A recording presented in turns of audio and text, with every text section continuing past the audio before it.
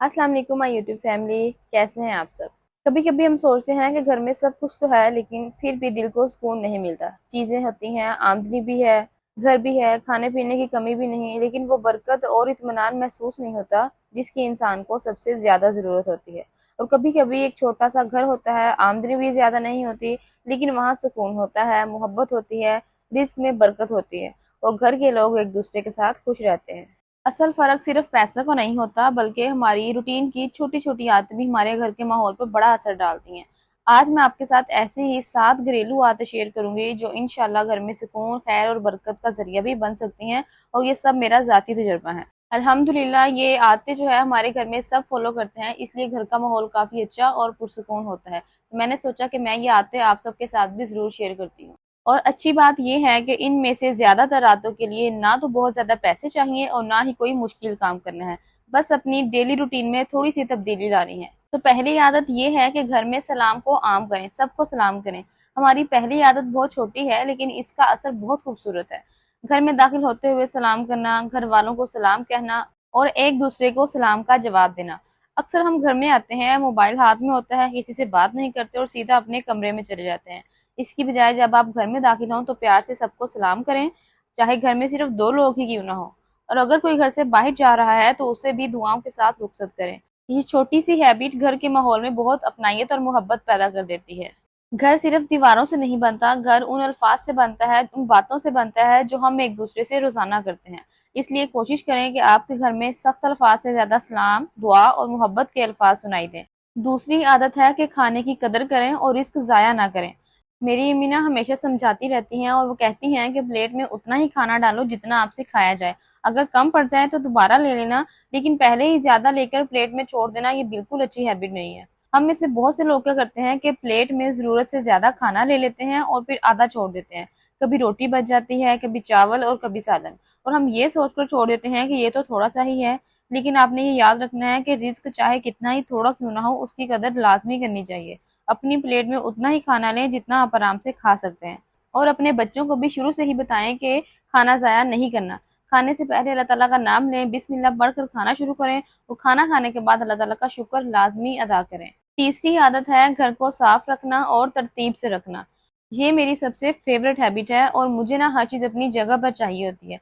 जैसे मैं जॉब से वापस आती हूँ तो अपनी चीज़ें इधर उधर फेंकने की बजाय फ़ौरन उनकी जगह पर रख देती हूँ, क्योंकि मुझे लगता है कि अगर मैं चीज़ें अपनी जगह पर अभी रख दूंगी तो कल मुझे इसे ढूंढने में अपना टाइम वेस्ट नहीं करना पड़ेगा और मैं जल्दी तैयार हो जाऊंगी। और यही चीज़ मैं किचन में भी करती हूँ। जब मैं खाना बना रही होती हूँ ना तो साथ साथ किचन भी क्लीन करती रहती हूँ। मसलन अगर खाना बनने में 15-20 मिनट लग रहे हैं तो मैं सोचती हूँ कि इतनी देर में तो किचन ही साफ हो जाएगा, तो जब तक खाना रेडी होता है मेरा किचन भी क्लीन हो जाता है। मुझे लगता है कि जो काम जिस वक्त हो सकता है वो उसी वक्त कर लेना चाहिए। इससे बाद में काम भी कम लगता है, टाइम भी सेव होता है और सब कुछ ज्यादा ऑर्गेनाइज्ड रहता है। और शायद इसीलिए अब क्लीनिंग मेरे लिए सिर्फ एक काम नहीं बल्कि ये मेरी फेवरेट हैबिट बन गई है। कचरा जमा ना होने दें, चीजें इस्तेमाल करने के बाद अपनी जगह पर रख दें, किचन को ज्यादा देर गंदा ना छोड़ें और कोशिश करें कि घर में बदबू या गंदगी ना रहे। और एक अच्छी बात यह भी है कि घर की सफाई को सिर्फ एक फर्द की जिम्मेदारी ना समझें, बल्कि घर के तमाम अफराद जो है ना वो अपनी अपनी जगह थोड़ा थोड़ा सा काम करते रहें। जब घर साफ होता है तो सिर्फ घर नहीं, हमारा जहन भी हल्का फुल्का और फ्रेश फील करता है। अच्छा जी, हैबिट नंबर 4 है कि घर में गीबत ना हो और लड़ाई झगड़े को कम कर दें। ये आदत शायद सबसे मुश्किल है लेकिन सबसे ज्यादा जरूरी भी है। कोशिश करें कि घर में हर वक्त किसी तीसरे शख्स की बातें ना हो। फलां ने ये किया, फलां ने वो कहा, उसके घर में ये हो रहा है। अल्लाह ताला ने गीबत को नापसंद फरमाया है और कुरान पाक में कहा है कि गीबत करना बिल्कुल ऐसे है जैसे अपने मुर्दा भाई का गोश्त खाना। तो जितना हो सकता है गीबत से बचें, क्योंकि ऐसी बातें आहिस्ता आहिस्ता घर के माहौल में नेगेटिविटी फैला देती हैं। इसी तरह छोटी छोटी बातों पर गुस्सा करना, चीखना चिल्लाना और एक दूसरे को बार बार ताने देना भी घर के सुकून को तबाह कर देता है। पांचवी आदत है कि सदका करना और दूसरों की मदद करना।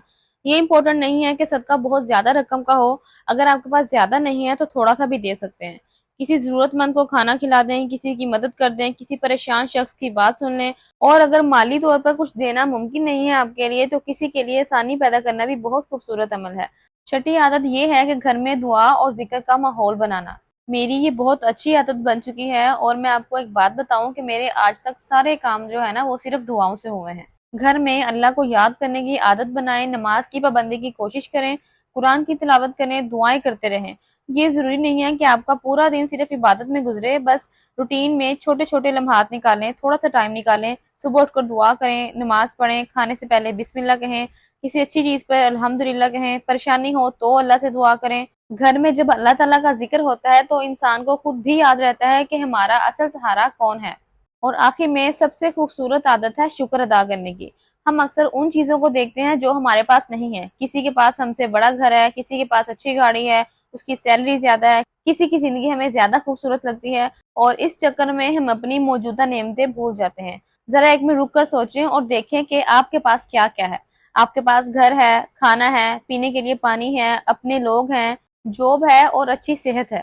ان ساری باتوں پر ہمیں اللہ تعالیٰ کا شکر ادا کرنا چاہیے، کیونکہ جب ہماری نظر کمی سے ہٹ کر نعمتوں پر جاتی ہے تو ہمارے اندر شکر گزاری کا جذبہ پیدا ہو جاتا ہے۔